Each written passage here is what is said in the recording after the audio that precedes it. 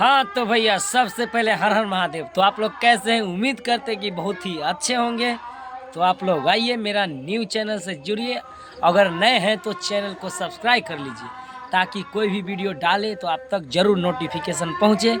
तो आइए, हमारे गायक सिंगर सौरभ दीवाना को फिलहाल में आ चुका है रंगदारी सॉन्ग।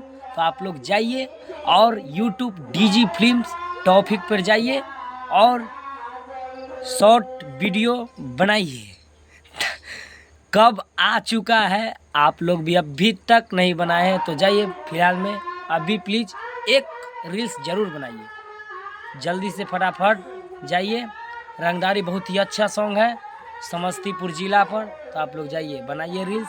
आप भाई को प्यार दुलार दीजिए ताकि अच्छा रहे, आप तक ज़रूर न्यू सॉन्ग लेके भैया पहुँचे, आप लोग के सामने पेस्ट करें। तो तब तक के लिए धन्यवाद भाई लोग।